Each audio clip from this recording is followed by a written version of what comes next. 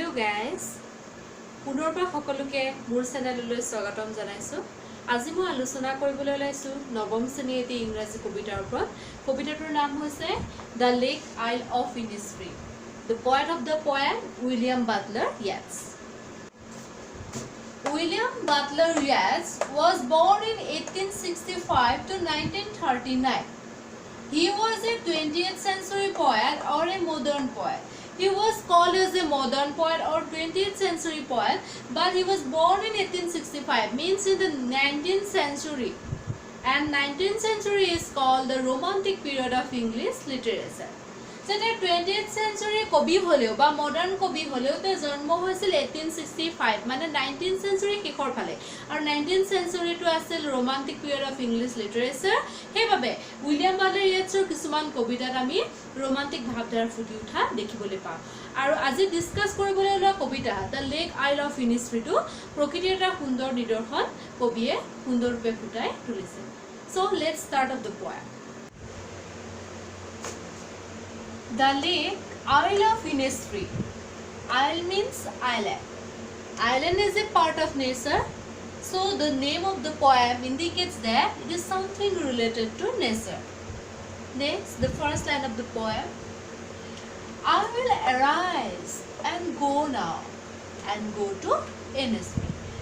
So the poet will say that he will arise. Arise means wake up.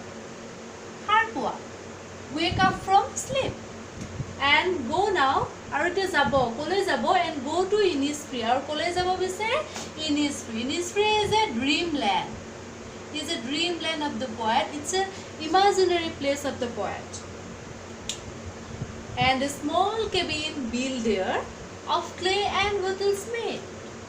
And he wants to build a small cabin, a small room for him there. And what materials he used to build that cabin? With clay and wattles made. Clay means mati and wattles means some sticks that we uses for making fences. Jami fencing dibor babe je bilak stick use koru he bilake hoise wattles. 9 bean rows will I have there, and he also wants to grow 9 bean rows of 9 beans. যে তাও তাত কি কৰিব বিচাৰে 9 হাৰি bin লগাব a hive for the honeybee and also wants to keep a hive for the honeybees যে এটা কি ৰাখিব মৌবা ৰাখিব কাৰ বাবে honeybees মৌমাখিবোৰ বাবে and leave alone আৰু অকলশৰে থাকিব বিচাৰিব in the bee loud glad bee loud মানে হৈছে মৌমাখিৰ যিবোৰ সাউন্ড মৌমাখিয়ে যিবোৰ গুণগুণনি শব্দ কৰে এই শব্দবিলাকৰ মাজত amidst the bee loud glad means as a open space যেহেতু আইল্যান্ড এটা ওপেন স্পেস হয় গতিকে তেওঁ আইল্যান্ড এটালৈকে যাব বিচাৰিছে সেইকাৰণে কৈছে যে তেওঁ ইনিস্ফ্ৰী নামৰ আইল্যান্ডলৈ যাব বিচাৰে আৰু তাত তেওঁ কি কি কৰিব কৈছে যে he wants to build a small cabin with clay and wattles made and wants to grow rows of 9 beans and keep a hive for the honeybees and also wants to live alone there amidst the bee loud of the honeybees. Next, second stanza. And I shall have some peace there, for peace comes dropping slow. The poet thought that he shall have some peace there. He will gain some peace in Innisfree. And in Innisfree, peace comes slowly. কবিয়ে ভাবিছে যে কবিয়ে ইনিস্ফ্ৰীত কি পাব শান্তি বিচাৰি পাব he will gain some peace and in Innisfree peace comes dropping slow and that শান্তি বোলা বস্তু peace to slowly আহে দিনটোৰ প্ৰতিটো পাৰ্টত ৰাতিপুৱা টাইমত মিডনাইট টাইমত ইভিনিং টাইমত সব সময়তে slowly ahead. Dropping from the veils of the morning. So veils mane hoise uroni covering of the morning. Je ratir pura uroni kon gusai ratir pura aboruntu gusai. In kiha aboruntu gusai to where the cricket sings. য'ত crickets বিলাকে গান গাই বুলি কৈছে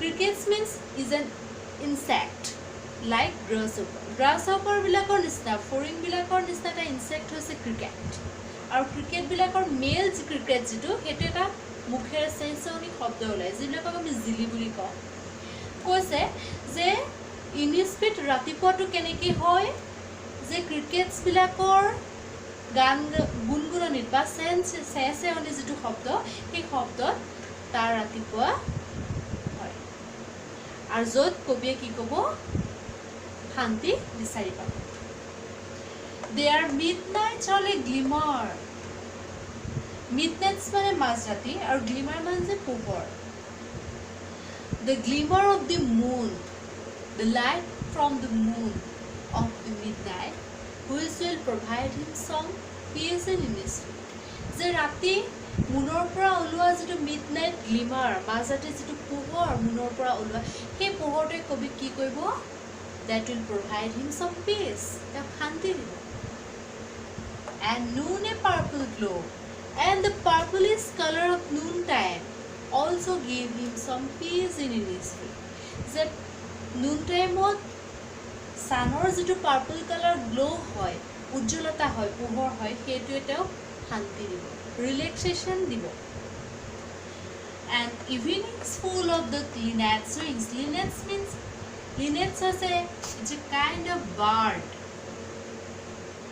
it's a kind of small bird because when he will see the linnets which are flying in the sky in his tree that will also provide him some relaxation some comfort some peace in his mind se koise Innisfree namor place tukar evening time jetia teo abeli akashot ki dekhibo linnets sarai bilake ura pura dekha pabo uri joa dekha pabo tetia teo monor olop shanti pabo so in this stanza there are vividly description of a nature. This is the last stanza of the poem. I will arise and go now. So the first line of the poem is repeated here again. I will arise and go now. Uthibo aru jabo for always night and day. যে সদায় night and day refers to its and every time যে প্ৰতিটো সময়তে কি হয় আই হিয়াৰ মই শুনা পাওঁ কবিয়ে শুনা পায় কি শুনা পায় the lake water lapping with low' sounds by the shore lapping means striking খুন্দা মৰা যে the waves that striking in the shore which created a sound constantly repeating in his mind যে কবিৰ মনত constantly repeating hoy ase monole bare bare ahi ase ki ahi ase bare bare a lake water lapping sound with low sounds je tat thoka he lake tour waves kinie tar parot khunda mare jetu shobdor srishti korile he shobdo to to bare bare monole ahi ase while he stand on the roadway or on the pavement's way jetia teo kothio hoy thake on the roadway rasta or on the pavements means footpath the footpath thiyo hoy thake so roadway and pavements these two words refers to a city life je kobe jetia city life ot thake te ki hoy I hear it in the deep forest je kobe ki hoy khuna pai he shobdotu khuna pai in the deep words kote ontor govir kunor pora he shobdotu khuna pai so these two lines the last two lines carry the meaning of the poem so this is reality this is the harsh reality these two lines carry the meaning so this is the harsh reality of the poem কবিৰ এটো হৈছে প্ৰকৃত সত্য বাস্তৱ সত্য যেটা code আছে এটা সিটি লাইফত আছে he is in a city life and he is disturbed by the noisy situation of his city life so he longs for peace so he wants to go to Innisfree to find some peace and tranquility ভিডিওটো ইমানখিনি আছিলে যদি ভাল লাগিলে like আৰু share কৰিব বুলি আশা ৰাখিলোঁ আৰু লগতে যিসকলে এতিয়াও মোৰ চেনেলটো ছাবস্ক্ৰাইব কৰি লোৱা নাই তেওঁলোকক অনুৰোধ জনালোঁ যাতে মোৰ চেনেলটো ছাবস্ক্ৰাইব কৰি দিয়ে ধন্যবাদ